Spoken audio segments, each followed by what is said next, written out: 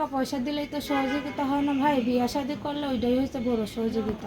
যে আমার পাশে থাকবে, আমার বিয়ে শাদী করবে, সেইটাই আমি মনে করবো যে আমার অনেক বড় আপনাদের প্রীতীয় শুভেচ্ছা জানিয়ে শুরু করছি আমাদের আজকের প্রতিবেদন। তো দর্শক দেখতে পাচ্ছেন আমাদের সামনে এক আপু দাঁড়িয়ে আছে, আমরা তার জীবনের গল্পটা শুনবো। তো জানবো আপু কেন আমাদের ইউটিউবের মাঝে আসলেন, তিনি কি বলতে চান। আপু আসসালামু আলাইকুম, ওয়ালাইকুম আসসালাম। কেমন আছেন? তো ভাইয়া ভালো। আপু আপনার নাম কি? আপনার নাম কি? খাদিজা। খাদিজা, খুব সুন্দর নাম। তো খাদিজা আপু থাকেন কোথায়? থাকি সে ভাঙ্গা।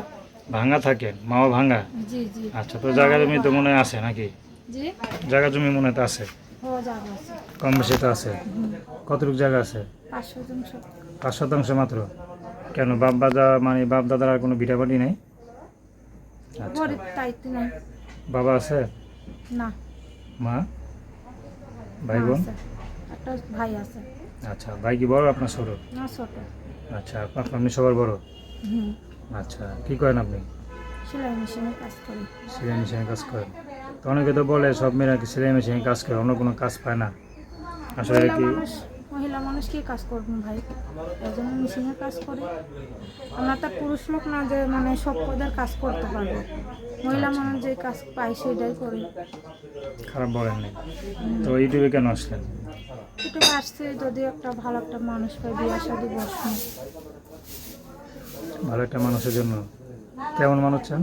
মানে 5 ওয়াক্ত নামাজ পড়বে, ফরজগারি লোক, আমারও মনে কর নামাজ পড়ে বাসায় রাখতে পারবে সেরকম।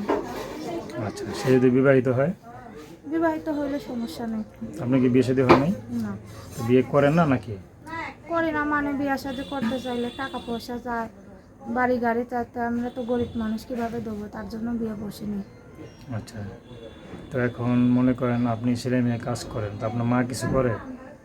আমার মায়ের বাসা বাড়ি কাজ করে, রান্না বান্নার কাজ। তো দুজনে মোটামুটি কেমন ইনকাম হয়?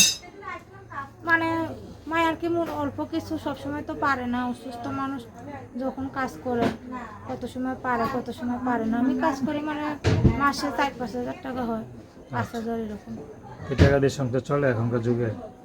এখন চলে না, এখন অনেক কষ্ট করে চলি, কারণ আর কি করবো, এখন তো দায়িত্ববান লোক কেউ নাই, এই জন্য।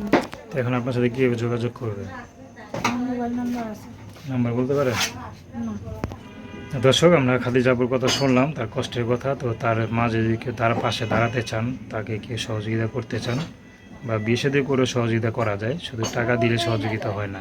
না, আমি তো তার নাম, সহযোগিতা চাই না। তো তার নাম্বারটা হচ্ছে 01865385347। আমি নাম্বারটা আবার বলছি 01865385347। তো দর্শক, প্রেম ভালোবাসা সাহায্য সহযোগিতা বিয়ে শাদী করে একান্ত আপনাদের ব্যক্তিগত ব্যাপার। তো আসুন আমরা 5 ওয়াক্ত নামাজ পড়ি, সর্বদা দেশের সেবা করি। আসসালামু আলাইকুম।